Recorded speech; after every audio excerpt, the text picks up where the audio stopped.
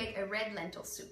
This red lentil soup is Indian inspired, and it's also vegan, it's gluten-free, and it's really delicious. We make this all the time. It's one of our go-tos. We make it for company, and everyone seems to love it. And it's really pretty easy. So first I'm going to start with getting the lentils ready. I have the red lentils here, and you can find these in bulk very often. They also sometimes sell in the bag. You shouldn't have to spend more than about $4 a pound for the red lentils. So I've seen them higher, but try not to spend more than $4. Now this is probably a cup and a half. It's also about a half a pound. So I'm just gonna pour this right in my pot. And then I'm gonna take some good filtered water and I'm gonna cover my lentils. I love the red lentils because you don't have to soak them overnight. I'm just gonna put pretty much all of this.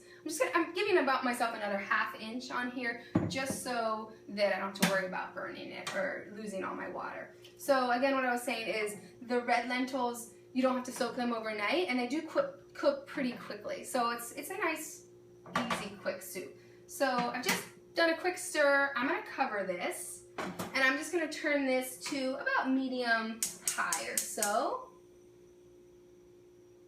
And I'm just gonna get that to a nice boil. So we're back. I have a nice boiling red lentils, and that actually took about 9 minutes. So if you don't want to just stand around and wait for 9 minutes, it's perfect time to just dice up all your vegetables that you want to use for the soup. So I have mine all set, and I'm just going to take the lid off here. And sometimes if there's a lot of foam, I don't have too much foam on this right now, but if you do have a little bit of foam, you can just spoon it off into a bowl, and that will just help you digest the beans a little bit better. So I am going to just add some spices to this. I have 2 bay leaves, so I'm just going to put those in. I have 4 cardamom pods and 3 cloves. Now this isn't an exact science, we're not baking, it's really up to you, so you're just going to find what works for you. This is what I do. So I've got those. Just gonna give it a little stir. And this is gonna bring more of this Indian essence to the dish. I'm gonna move this to the back burner, turn this one off, and I'm gonna put it just on low for about 20 minutes. I'll just cover this. 20 minutes, you don't want the beans to be hard obviously, but maybe a little al dente if you want it done a little bit more. So taste it in 20 minutes and see where you are and see what you like. And now I'm going to saute the vegetables. So I'm going to start with a little bit of olive oil and probably just a tablespoon or 2. And I really like to use olive oil in my cooking. As long as you don't use super high heat, you're okay. So I'm just going to put probably about medium here. And I am going to add, first I'm going to add very fine dicely minced ginger. So I'm just going to put that in there. Smells really good. And then I also have some cumin seeds.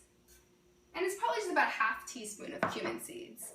And then mustard seeds as well, and probably another ½ teaspoon of the mustard seeds. I'm just going to get this going in the oil a little bit, not too long. I want to brown it just slightly, but I really don't want to burn it. I've burnt this before with the cumin, and you're going to taste it in the whole soup. So if you happen to burn it, no big deal, but do start over. Just start fresh. So we've got this going, and now I'm going to add some onions. I've got probably about a 1/3 cup of onions, and all of this, I mean, again, it's not, it doesn't have to be a perfect science, whatever you like. If you like more onions, less onions, if you like more cumin, I mean, just make it your own. So I've got onions in here, and then I've got some nice carrots, and I do about the same of everything. So it's another 1/3 cup of onions. And you're going to start smelling it right away. It really does smell delicious with the onions and carrots and the ginger. Ooh, a little bit messy. And so that is nice. And you're just letting it cook down slightly. And then you can add your other ingredients. I have chosen to use mushrooms. And I kind of just like how that They give it just that little extra juiciness, and I like that flavor. I know some people don't like mushrooms, so feel free to leave them out. Add your favorite vegetable. And then I also added a little bit of celery, some great health benefits to celery. And so I have that all together. So you're just stirring it all together, and then I am going to add a little bit of garbanzo broth to it. And that's a really easy trick if you're making something with garbanzo beans. You can save the liquid from cooking them into a nice, just put it in a mason jar, and then you can use it as broth. If you don't have this, you could just use water. I just think this adds just a little bit extra flavoring. So not too much, maybe that's, you know, a quarter cup or so. And just stirring it all together. And then I do want to just add a couple other spices. And I'm going to add some Himalayan salt. And remember, you are using this, incorporating with the lentils. And the lentils are going to be very plain. So you could add maybe a little bit more salt than you're used to. I'm also going to use some black pepper. And totally up to you. I am going to use some turmeric, which is really great anti-inflammatory. Really great for so many things. Just for joint ease. And then also just a little bit of red pepper. If you love spice, go ahead and add more. I'm a little bit of a wimp with the red pepper, so I'm just going to add just a little bit.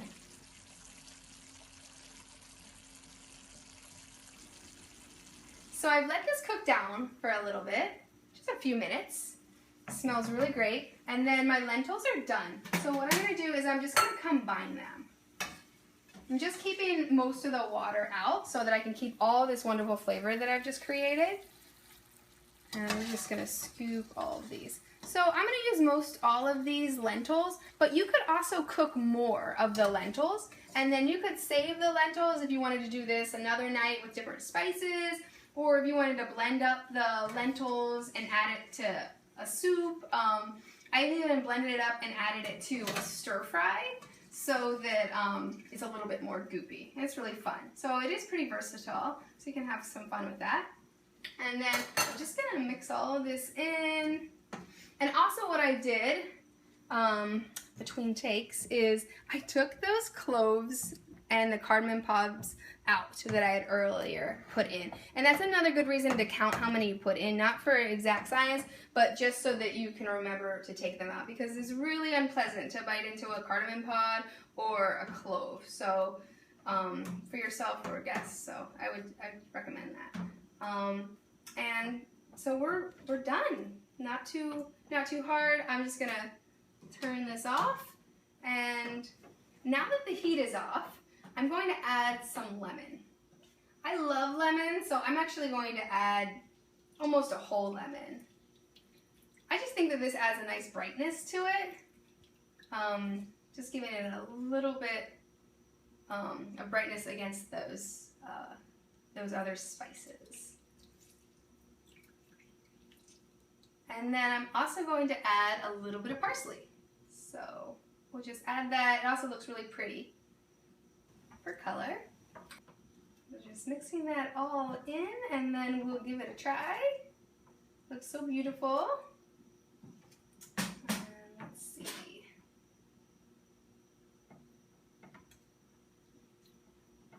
So good. So good with that extra lemon and the parsley. So great for a chilly day. Give it a try. Let me know how you like it. I don't want fish cakes and rye bread. You heard what I said. Waiter, please. I want mine fried. I want the frim sauce with the os and fay, with shafava